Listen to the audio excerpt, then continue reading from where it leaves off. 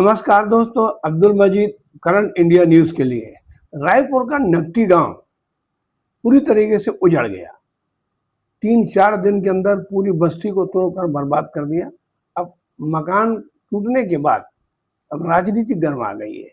एक तरफ गांववासी टूटने से पहले चिल्ला चिल्ला कर दुहाई दे रहे थे, रो रहे थे, आंसू बहा रहे थे, पुकार रहे थे लोगों को, मदद करो, हमारी मदद करो। कोई नेता मदद करने नहीं पहुंचा।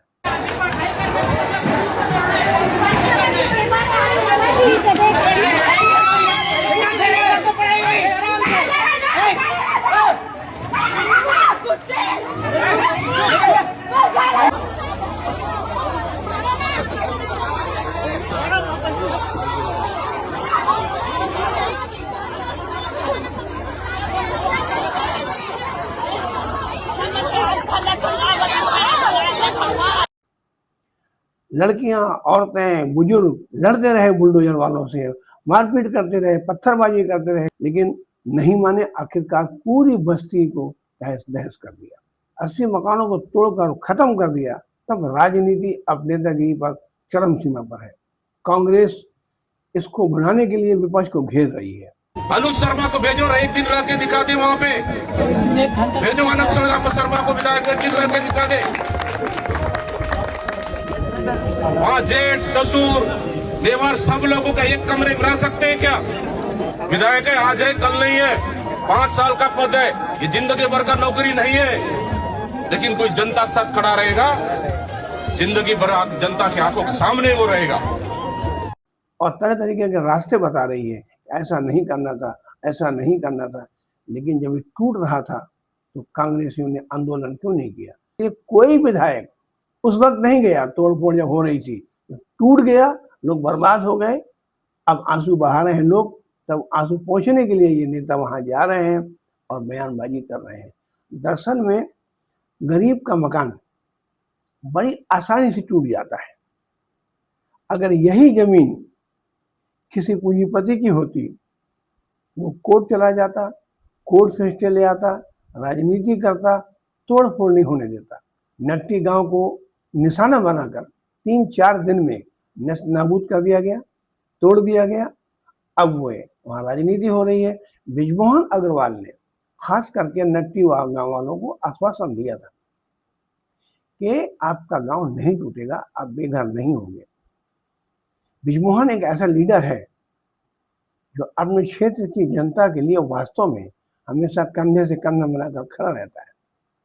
इसलिए बीजेपी सरकार ने उन्हें मंत्री पद से हटाकर केंद्र में सांसद बनाकर भेज दिया। तो भी लोग मेरे से बातचीत के बाद भी वहाँ पर रात के अंधेरे में जिन लोगों ने तोड़फोड़ की है वो माफ करने लायक नहीं है। उन लोगों के खिलाफ में कड़ी से कड़ी कार्रवाई होनी चाहिए। और साथ में जहाँ तक नकटी की बात है कि पिछले 3 सालों से लगातार मैं प्रयास कर रहा था कि इस समस्या का समाधान हो और नकटी वालों के साथ में मैं पहले भी था, आज भी हूँ और कल भी रहूँ। जिन अधिकारियों ने और जिन लोगों ने ये दुष्टता की है उनके खिलाफ में कार्रवाई होना चाहिए। और गांव वासियों को भरोसा भी बृजमोहन अग्रवाल से था। अब सवाल ये उठता है कि क्या नकटी गांव में के अलावा इनके पास और कोई जमीन नहीं थी विधायकों के मकान बनाने के लिए? इतना बड़ा नया रायपुर है, भरी पड़ी है जमीन। पता है कि वहां गांव की बस्ती बसी है, तोड़फोड़ होगी, लोग चिल्लाएंगे, लोगों का घर उजड़ेगा, लेकिन इस पर उन्होंने मूल्यांकन नहीं किया। तय कर दिया तोड़ना है तो तोड़ना है और तोड़ दिया। अब आंसू बहा रहे हैं भाजपा वाले भी। देखिए, नकटी में जहां तक वो लोग अतिक्रमण किए हुए थे सरकारी जमीन में, और ये पहली बार हुआ है कि सरकार उनको ईडब्ल्यूएस का मकान, करीब 66 परिवार को ईडब्ल्यूएस का मकान तुरंत, मतलब जिस दिन उनका बेदखली किया गया उसी दिन उनको और दूसरे दिन मकान दिया गया है। ये पहली बार किसी सरकार ने किया है।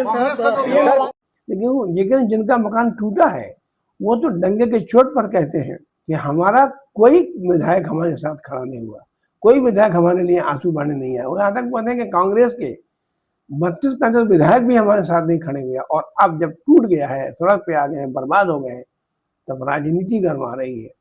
कलेक्टर के बंगला में बैठा वहीं का वहीं बैठा, जब तक व्यवस्था नहीं देगी यहाँ बैठा कर वहीं बैठा कर घर पे आके।